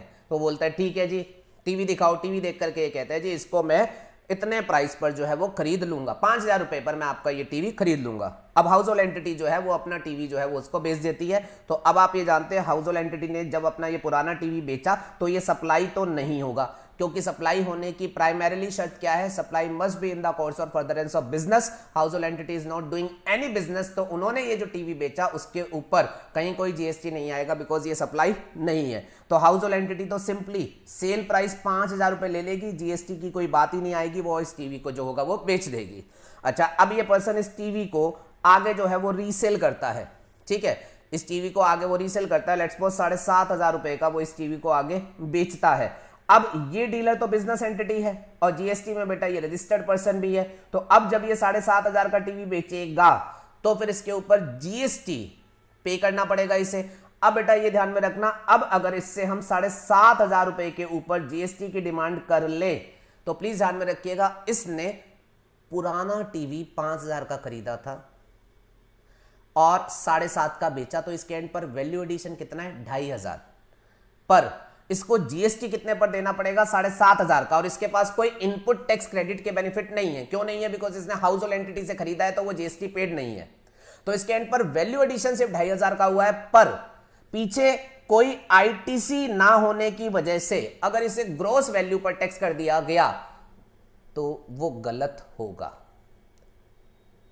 तो इसलिए गवर्नमेंट ने इसको मार्जिन स्कीम ऑफर करी और उन्होंने ये बोला सेकेंड हैंड डीलर, हम इस बात को समझते हैं कि तुम्हारी major purchase household entities से होती हैं जहां कोई जीएसटी इन्वॉल्व नहीं होता। अब तुम्हारे एंड पर वैल्यू एडिशन तो आगे जो बेनिफिट तुम कमाते हो उसका होता है, तो तुमसे टैक्स तो नेट पर ही लेना चाहिए। आईटीसी होता तो आईटीसी नेट करा देता, बट आईटीसी नहीं है, तो तुम्हारे लिए हमने मार्जिन स्कीम बनाई है। और मार्जिन स्कीम में वो कहते हैं कि तुम्हें जितने का तुमने प्रोडक्ट बेचा 7,500 का, उस पर जीएसटी भरने की जरूरत नहीं है। तुमने जो मार्जिन कमाया उस पर जीएसटी भरो। और मार्जिन कैसे निकालते हैं? वो कहते हैं तुमने कितने का बेचा, sale price less purchase price, ये तुम्हारा जो मार्जिन है, इस पर तुम नेट में जीएसटी भर दो। पॉइंट क्लियर है सबको? अच्छा, अब ये जो सेकेंड हैंड गुड्स का डीलर है, ये अपनी कुछ second hand goods business entity से भी खरीद के लाया है। अब बिजनेस एंटिटी ने अगर अपने सेकेंड हैंड गुड्स इसे बेचे होंगे तो यहां पोजीशन थोड़ी अलग है। बिजनेस एंटिटी की सेकेंड हैंड गुड्स की सेल सप्लाई बनेगी, और सप्लाई बनेगी तो बिजनेस एंटिटी तो sale price plus GST charge करके बेचेगी। अब उन्होंने इस सेकेंड हैंड गुड्स को ये बोला, सेकेंड हैंड गुड्स के डीलर को ये बोला, अगर तुम्हारी परचेज बिजनेस एंटिटी से हुई है, वहां जीएसटी इन्वॉल्व है, तो तुम आईटीसी लेकर के नेट वैल्यू पर जीएसटी पे कर सकते हो। तो उस केस में तुम्हें 32(5) में काम करने की जरूरत नहीं है। पर इन केस तुम्हें यह लगता है मैं 32(5) में काम करना चाहता हूं, मैं मार्जिन पर पे करना चाहता हूं, तो तुम कर सकते हो। तुम्हें फिर आईटीसी नहीं लेना है, आईटीसी फॉरगो कर देना है। रिपीट करता हूं, हाउस होल्ड एंटिटी से परचेज करोगे तो आईटीसी है ही नहीं, तो आपको बाय डिफॉल्ट मार्जिन स्कीम में जाना ही पड़ेगा अपने हितों के लिए। बिजनेस एंटिटी के केस में आपके पास आईटीसी है, आप आईटीसी पसंद करते हो तो आईटीसी ले लो, वो आपको नेट पर पे करने में मदद कर देगा। और अगर आप कहते हो नहीं मैं तो मार्जिन स्कीम 32(5) में मार्जिन निकाल के ही पे करूंगा, तो वो कहता है आप पे कर दो, बट उस केस में फिर आपको आईटीसी फॉरगो करना पड़ेगा। तो बड़ी सिंपल सा कंसेप्ट है, हाउस होल्ड एंटिटी से परचेज होगी, मार्जिन स्कीम में जाना ही जाना है। बिजनेस एंटिटी से परचेज होगी तो आईटीसी फॉरगो करते हो तो मार्जिन स्कीम में आप काम कर सकते हो। I hope I am being clear to everybody. अब ये जो मार्जिन स्कीम है, इसमें अगली बात जो ध्यान में रखनी है, मार्जिन निकालते कैसे हैं। तो उसके लिए मैंने यहाँ कुछ एग्जांपल लिखे हैं, जरा ध्यान दीजिएगा। मान लीजिए ये जो पर्सन है, इसने टीवी परचेज किया, टीवी, और वो टीवी इसने परचेज किया 3,000 रुपए का।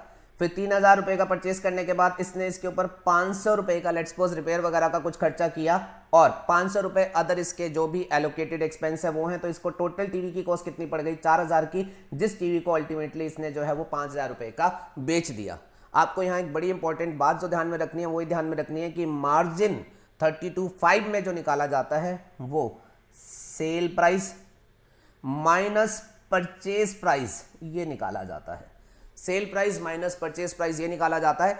आप परचेज करने के बाद अदर खर्चे भी करेंगे, आपके रूटीन के भी इतने एडमिनिस्ट्रेटिव एक्सपेंस होंगे, ऑफिस का रेंट वगैरह होगा, वो सब आपका कॉस्ट में नहीं जुड़ेगा। वो आपके टोटल कॉस्ट के बेसिस पर मार्जिन नहीं निकालते हैं। वो कहते हैं कितने का परचेज किया था वो फिगर बोलो, और कितने का बेच रही हो ये फिगर बोलो, इनका डिफरेंस आपका मार्जिन है। मेरे एग्जांपल में 2,000 मार्जिन है, इस 2,000 मार्जिन के ऊपर जो है वो जीएसटी पे कर दो। अरे सर आपने टोटल कॉस्ट क्यों नहीं ली, मैंने ये जो अदर खर्चे किए हैं इसमें खर्चों में जीएसटी इन्वॉल्व हो सकता है, आप आईटीसी भी नहीं दे रहे और इसको भी कंसीडर नहीं कर रहे। तो प्लीज ध्यान में रखिएगा, मार्जिन स्कीम जब आपको ये कहती है आईटीसी नहीं लेना, तो वो जो आपकी परचेज होती है ना, उस परचेज का आईटीसी मना करती है।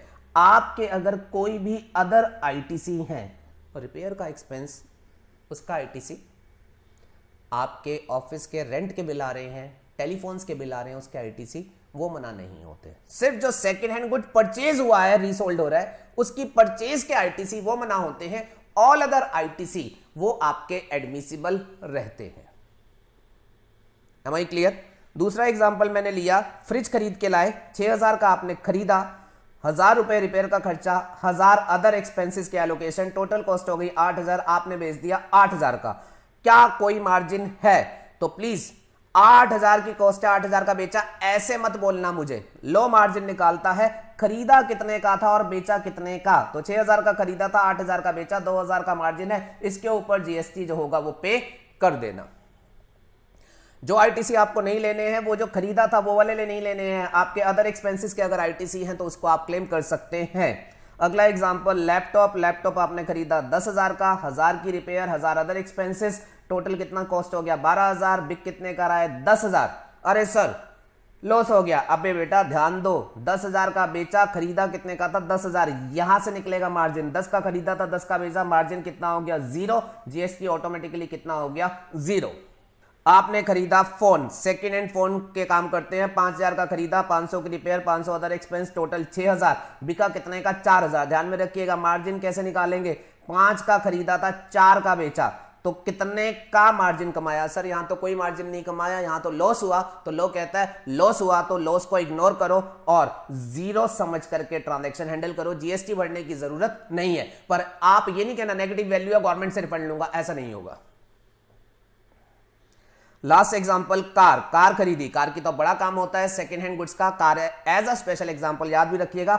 2 लाख की कोई गाड़ी खरीदी, 20,000 रिपेयर का एक्सपेंस, 20,000 अदर खर्चे, टोटल कॉस्ट हो गई 2,40,000, बिकी कितने की 2,80,000।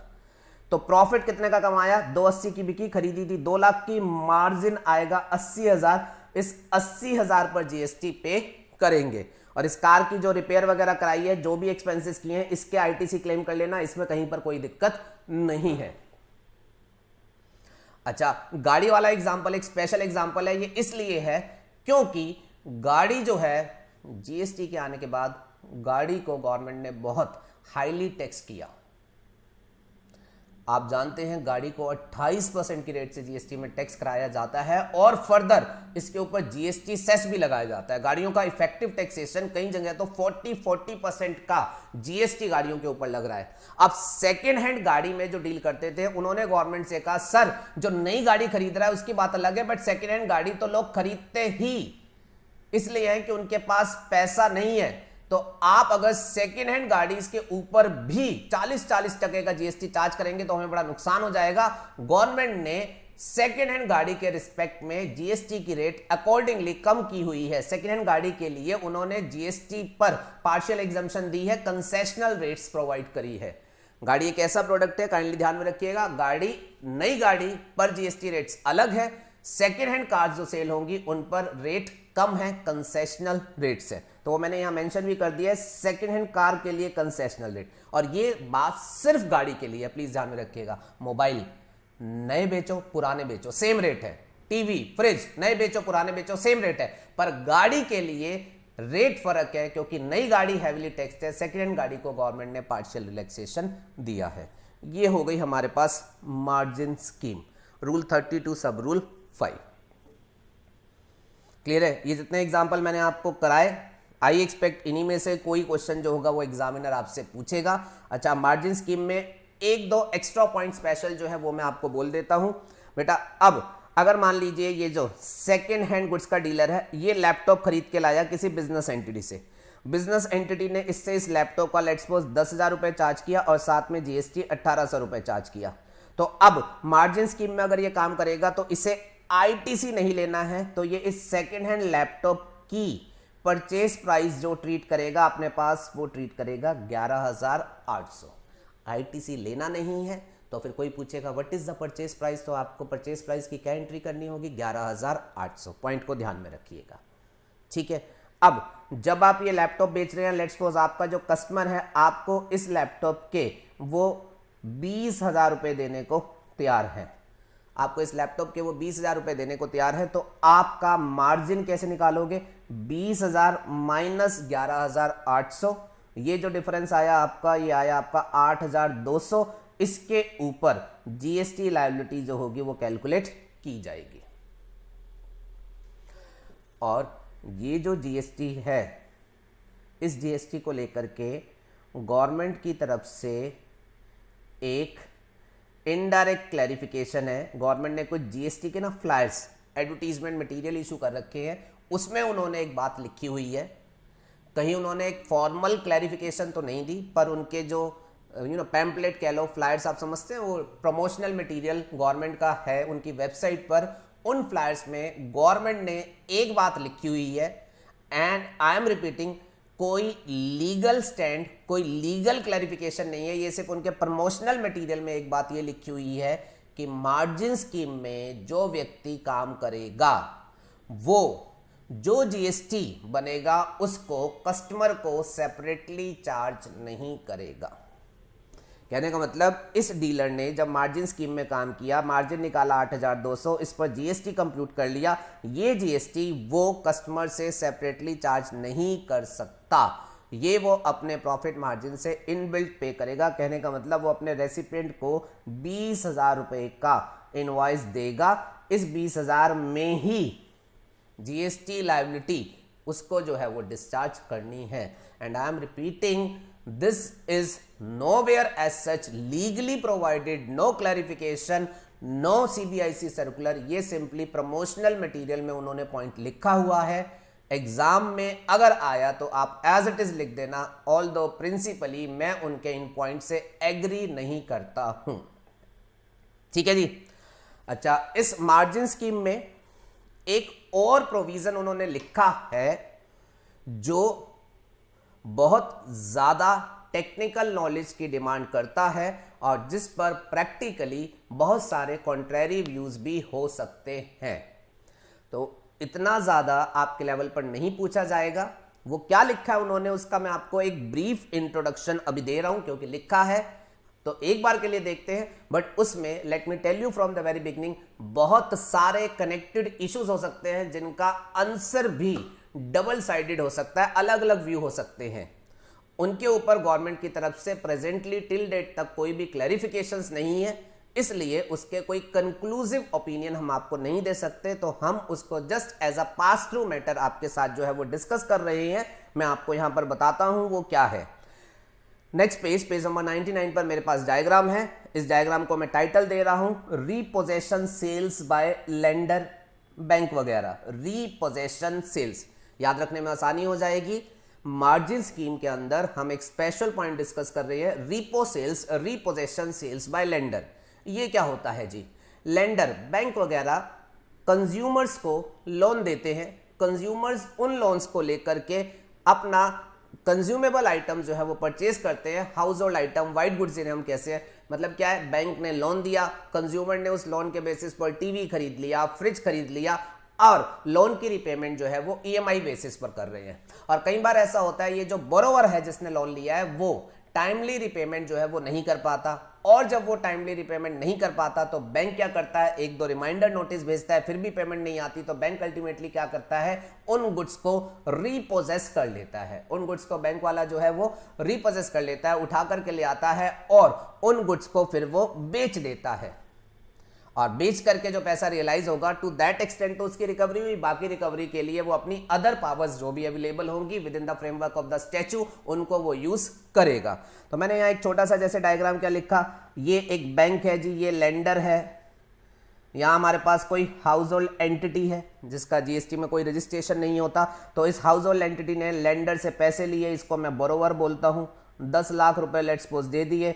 अब इस लोन से उन्होंने क्या खरीदी थी, जा करके शोरूम से जो है वो गाड़ी खरीद ली। अब गाड़ी खरीद ली और इधर लोन की जो है वो ईएमआई बंधी हुई है जो कि इन्होंने पे करनी है। एक दो ईएमआई तो इन्होंने पे कर दी, लेकिन एक पर्टिकुलर ईएमआई पर डिफॉल्ट हो गया। बैंक ने रिमाइंडर नोटिस भेजा, इन्होंने फिर भी पे नहीं किया तो बैंक ने अल्टीमेटली क्या कर लिया, कार उठा ली, कार रिपोजेस्ड हो गई।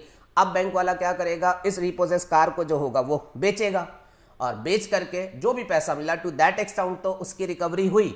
बाकी के बारे में वो सोचेगा और क्या पावर है। तो अपना डायग्राम सिर्फ यहां तक रेस्ट्रिक्टेड है। लेंडर ने बोरोवर को पैसे दिए, बोरोवर ईएमआई पर डिफॉल्ट कर गया तो लेंडर ने कार रीपोजेस करके जो है वो बेच दी। अब सबसे पहला क्वेश्चन, ये बैंक जब इस गाड़ी को बेचेगा तो क्या इस सेल के ऊपर जीएसटी जो होगा वो पिक्चर में आएगा। अब सबसे पहले जीएसटी आएगा या नहीं उसकी बात कर लेते हैं, फिर जीएसटी अगर आएगा तो कंप्यूटेशन में क्या इशू है उसकी बात कर लेंगे। तो सो फार एज जीएसटी आएगा या नहीं ये क्वेश्चन कंसर्न है, तो आप मुझे बताइएगा बैंक का बिजनेस ऐसे गाड़ियां उठा करके रिपोजेस करके बेचना है या फिर बैंक का बिजनेस तो लोन देना है। तो प्लीज ध्यान में रखिएगा बैंक का दोनों ही काम बिजनेस है, बैंक का मेन एक्टिविटी लेंडिंग है, पर ये जो वो गाड़ियां उठा करके बेचता है ये उसकी इंसिडेंटल एंसिलरी एक्टिविटी है। और आपको ध्यान होगा बिजनेस की डेफिनेशन सेक्शन 217 में जो दी गई थी उसमें क्लियर कट लिखा गया था कि आप अगर एंसिलरी ट्रांजैक्शंस भी करते हैं तो वो भी बिजनेस ही माना जाएगा। तो अकॉर्डिंगली अगर बैंक इस तरीके से गाड़ियां बेचता है तो वो भी बिजनेस के कोर्स में की गई एक्टिविटी है एंड डेफिनेटली फॉर कंसीडरेशन है। तो ये 71A के हिसाब से सप्लाई बनेगी और इस पर जीएसटी की लायबिलिटी आएगी। अब बात आता है लायबिलिटी आएगी तो उसका क्वांटिफिकेशन भी करना पड़ेगा। तो क्वांटिफिकेशन करने के लिए जब हम बात करेंगे तो आप मुझे बताएंगे क्या बैंक जो होगा मार्जिन स्कीम में काम कर पाएगा, क्या बैंक जो होगा वो मार्जिन स्कीम में काम कर पाएगा। बैंक ने बोरोवर से सेकेंड हैंड गाड़ी रिपोजेस करी और उसको एज इट इज बेच दिया, तो यहां आर्गुमेंट आया बैंक एक तरीके से सेकेंड हैंड असेट्स लेकर के एज इट इज बेच रहा है तो वो मार्जिन स्कीम में काम कर सकता है। और ध्यान में रखिएगा 32(5) में भी लिखा है यही बात कि रिपोजेशन गुड्स अगर बिकते हैं तो उस पर भी मार्जिन स्कीम जो होगा वो काम करेगी। अच्छा, मार्जिन स्कीम काम कैसे करती है? मार्जिन स्कीम मार्जिन निकालती है। मार्जिन स्कीम कहेगी गाड़ी कितने की बेची, सेल प्राइस माइनस उस गाड़ी का परचेस प्राइस। अब बैंक वाला अगर इस सेकेंड हैंड गाड़ी जो उसने बेची उस पर 32(5) में काम करेगा तो बैंक वाले को क्या चाहिए होगा, सेल प्राइस क्या है और परचेस प्राइस क्या है। तो जहां तक सेल प्राइस की बात है ध्यान रखिएगा उसमें कोई इशू नहीं आएगा बिकॉज बैंक वाले ने गाड़ी बेची है तो सेल प्राइस तो उसे पता है। बात आती है परचेस प्राइस की, तो आप मुझे बताओ बैंक वाले ने क्या ये गाड़ी बोरोवर से खरीदी थी? Answer is no. बैंक वाले ने रिपोजेस करी थी। अच्छा, रिपोजेस करके उसने डेफिनेटली इसकी सेटलमेंट भी करी है लेकिन बैंक वाले ने ये गाड़ी खरीदी नहीं है। तो लॉ ने ये बोला बैंक वाले ने एज सच तो ये गाड़ी खरीदी नहीं है पर ये सेकेंड हैंड गाड़ी बेची है तो सेकेंड हैंड गाड़ी का कुछ तो प्राइस बैंक के माइंड में रहा होगा, तो उन्होंने बोला जी इसका परचेज प्राइस हम डीम्ड बेसिस पर अकॉर्डिंगली जो होगा वो कैलकुलेट करेंगे। लेंडर जब रीपोजेस्ड गुड्स की सेल करेगा, लेंडर जब रीपोजेस्ड गुड्स की सेल करेगा तो वो मार्जिन स्कीम में काम करेगा। मार्जिन स्कीम के लिए उसे सेल प्राइस और परचेज प्राइस चाहिए। सेल प्राइस उसको पता है, परचेज प्राइस एक स्पेशल तरीके से वो निकालेगा और लॉ ने ये बोला परचेज प्राइस ऐसे निकाला जाएगा।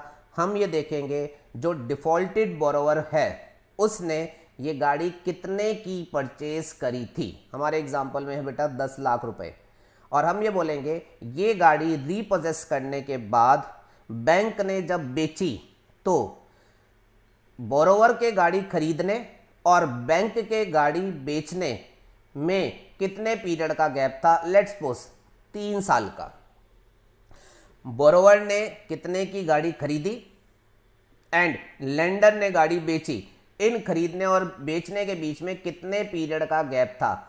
वो ये कहते हैं अगर मान लीजिए 3 साल का गैप था तो इस 3 साल के गैप के लिए हम क्वार्टरली बेसिस पर 5% की रिडक्शन कर देंगे।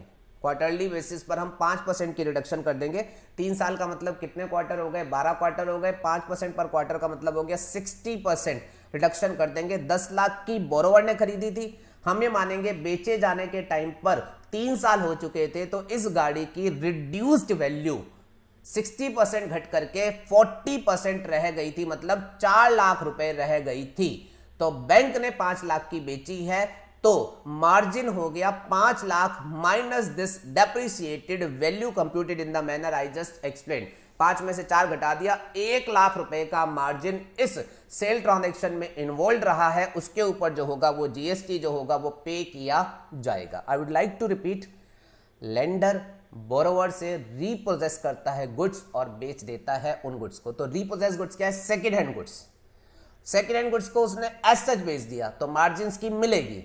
अब मार्जिन स्कीम के लिए सेल प्राइस पता है, परचेज प्राइस नहीं पता, तो वो कहते हैं जी जो रीपोजेस्ड हुए हैं गुड्स उनका परचेज प्राइस डीम्ड बेसिस पर निकाला जाएगा। डीम्ड बेसिस पर कैसे निकाला जाएगा? गुड्स के परचेज से गुड्स की सेल तक के दौरान जो टाइम गैप है, क्वार्टरली बेसिस पर 5% का रिडक्शन कर देंगे। बोरोवर ने 10 लाख की खरीदी थी, हमारे एग्जांपल में 60% का रिडक्शन हो गया, 40% depreciated value will be treated as deemed purchase price, based on that margin निकाला जाएगा और जीएसटी जो होगा वो कैलकुलेट किया जाएगा।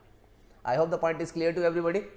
अच्छा जी, इस एग्जांपल को जितना मैंने डिस्कस किया है आप उतना ही एग्जाम के पर्पस के लिए देखेंगे। बाकी जस्ट टू मेंशन, इस कंसेप्ट में इशू जो है जस्ट टू मेंशन वो ये है, ये डायग्राम ये जो भी बताया है ये तब लगाना है जब आपने जिस बोरोवर से गाड़ी रीपोजेस करी है वो है अनरजिस्टर्ड पर्सन। ये इसमें कैच है बेटा, आपने किसी हाउस होल्ड एंटिटी को लोन दिया था विच इज अनरजिस्टर्ड पर्सन, उसकी गाड़ी आपने रीपोजेस करी है तो ये सब कुछ काम करेगा। अगर आपने किसी बिजनेस एंटिटी को लोन दिया था और उस बिजनेस एंटिटी जीएसटी रजिस्टर्ड है, वो उसकी गाड़ी आपने रिपोजेस करी है, आप उसे बेच रहे हैं, तब ये डायग्राम काम नहीं करेगा। I am not convinced why उन्होंने ऐसा किया है कि ये रजिस्टर्ड पर्सन की गाड़ी लेने पर काम नहीं करेगा। Even I am not sure about कि उनके माइंड में क्या एग्जैक्ट प्रिसाइज लॉजिक रहा है, पर ये डायग्राम सिर्फ तभी काम करेगा जब आपने unregistered person, borrower unregistered person था, उसकी गाड़ी रिपोजेस करके बेची। अगर वो रजिस्टर्ड पर्सन था तो ये डायग्राम काम नहीं करेगा। तब वैल्यूएशन कैसे किया जाएगा? लीगल क्लैरिटी मिसिंग है, कई सारे ओपिनियन हो सकते हैं। अगेन फ्लायर एक इशूड है, प्रमोशनल मटेरियल जो इशूड है सीबीआईसी की वेबसाइट पर, वो ये कहता है उस केस में फुल वैल्यू के ऊपर जीएसटी जो होगा वो पे करना पड़ेगा। उसकी legal sanctity not confirm, legal value as such not, पर that is the only available piece promotional material of government जिसमें उन्होंने ये लिखा हुआ है। तो अगर एग्जाम में आया, वैसे पूछेगा नहीं इतना टेक्निकल बात, अगर आया तो आप उसी फ्लायर का आइडिया देते हुए, जीएसटी फ्लायर बोलते हैं बेटा हम, उसका रेफरेंस देते हुए आप सेम बात मेंशन कर लेंगे।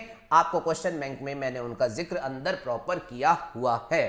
तो इसके साथ हमारा मार्जिन स्कीम का डिस्कशन भी जो है वो बेटा कंप्लीट होता है। 32.5 इज आल्सो कंप्लीट। फिर उसके बाद 32.6 we are about to complete our discussion. 32.6 में जरा हम बात करते हैं तो बेटा 32.6 बात करता है जब कोई सप्लायर सप्लाई करता है अगेंस्ट वाउचर, कोई सप्लायर सप्लाई करता है अगेंस्ट वाउचर।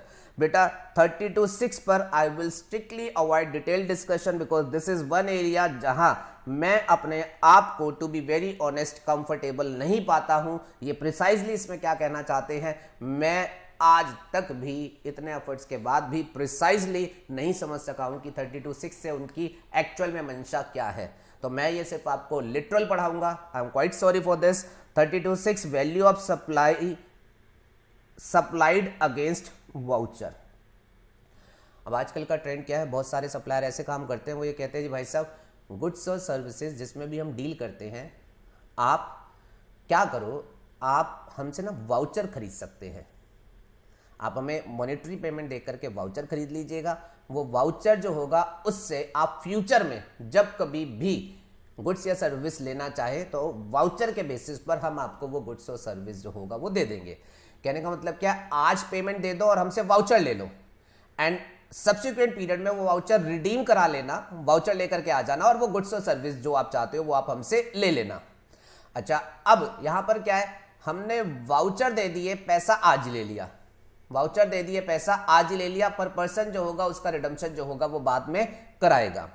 अब यहां पर एक बात तो आती है, जीएसटी कब पे करना है, तो जीएसटी कब पे करना है बेटा, ये इशू है टाइम ऑफ सप्लाई का। और टाइम ऑफ सप्लाई अगर आपको याद हो तो टाइम ऑफ सप्लाई वाले चैप्टर में ये लिखा हुआ है कि अगर गुड्स की सप्लाई की बात कर रहे हैं, वाउचर बेस्ड है, तो आप टैक्स कब पे करेंगे, अगर उस वाउचर के अगेंस्ट जो गुड्स देने हैं वो आइडेंटिफाइड हैं तो इमीडिएटली जब वाउचर इशू किया तभी जीएसटी पे होगा। पर अगर वो वाउचर के अगेंस्ट जो सप्लाई की जानी है वो अभी आइडेंटिफाइबल नहीं है, वो जब रिडम्पशन कराने आएगा तब पता चलेगा, तो फिर रिडम्पशन के टाइम पर जो है वो जीएसटी पे किया जाएगा। Same is the story with the voucher of services. Voucher issue करते टाइम पता हो कि किस गुड्स के वाउचर है तो तभी पे करो, नहीं पता हो तो रिडम्पशन की स्टेज पर आप जीएसटी पे करो। अच्छा, अब जीएसटी पे कब करेंगे ये तो एक अलग मुद्दा है। जीएसटी पे कितना करना है तो उसके लिए 32(6) ने ये लिखा हुआ है, अगर आपने कभी वाउचर जो इशू किया, वाउचर तो आपने सेल किया 1000 रुपए का, पर आप उस वाउचर के अगेंस्ट जो सप्लाई दे रहे हैं वो सप्लाई 1200 रुपए के वर्थ की है, तो आपको जीएसटी के पर्पस के लिए वैल्यू 1200 ही कंसीडर करनी है। I would like to repeat, 32(6) ये कहता है आपने वाउचर जो सेल किया वो 1000 रुपए लिए, लेकिन उस वाउचर के अगेंस्ट जो गुड्स या सर्विसेज आप दोगे, रिडीम करोगे, वो 1200 की वर्थ की दोगे, तो आपको वैल्यूएशन के लिए 1000 नहीं, आपको 1200 वैल्यू लेनी है और 1200 पर जीएसटी पे करना है। एंड बेटा बहुत सारे क्वेश्चन आपके मन में भी होंगे, मेरे मन में भी है, but I am saying, I am not discussing in detail, I am not pretty clear about this, take it as a statement please. Last is 32(7). 32(7) ये बेटा अभी प्रेजेंटली ऑपरेशनल नहीं है, तो इस पर एग्जाम में कुछ पूछे जाने का क्वेश्चन नहीं है। जैसा कि मैंने आपको बिगनिंग में बोला, 32(7) ये कहता है कि अगर डीम्ड डिस्टिंक्ट पर्सन है, उनके बीच में कोई सप्लाई हो रही है सर्विसेज की, सिर्फ सर्विसेज के लिए है ये, डीम्ड डिस्टिंक्ट पर्सन के बीच में अगर कोई सप्लाई ऑफ सर्विसेज हो रही है, जहां पर सप्लाइंग यूनिट जीएसटी पे करेगी और रेसिपिएंट यूनिट उसका as it is ITC book कर सकती है, तो ऐसे केसेस में गवर्नमेंट को यह पावर दी गई है कि अगर वो चाहे तो वो इस सप्लाई की वैल्यू नील नोटिफाई कर सकती है। मतलब कि वो नील नोटिफाई करके ये कह सकती है सप्लाइंग यूनिट को जीएसटी भरने की जरूरत नहीं है, क्योंकि इन एनी केस अदरवाइज वो आईटीसी ही जाना है, तो वो 0 जीएसटी भरे और आगे 0 आईटीसी जो होगा वो मूव करेगा। ठीक है जी, कौन सी unit? Deemed distinct person. Transaction क्या? Supply of service. अब ये जो सप्लाई ऑफ सर्विस हो रही है, इसके लिए रूल 32(7) ये कहता है गवर्नमेंट को ठीक लगे तो गवर्नमेंट 32(7) में ये कह सकती है इसकी वैल्यू क्या है? 0। इससे उन्हें फायदा क्या होगा भाई साहब? वो ये कहते हैं अगर यहाँ जीएसटी 10 रुपए का पे होता तो सामने 10 रुपए का आईटीसी भी जाता। हमने अगर वैल्यू 0 कर दी तो जीएसटी 0 हो गया, पर हमें कोई लॉस नहीं है बिकॉज सामने आईटीसी भी जो है वो 0 हो गया।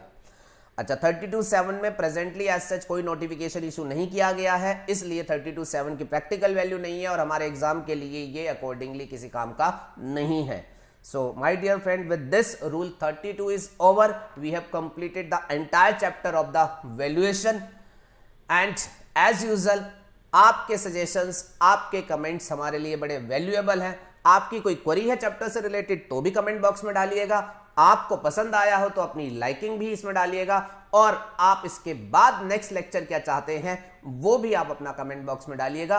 Keep liking, keep sharing the videos. Thank you everybody, have a nice day.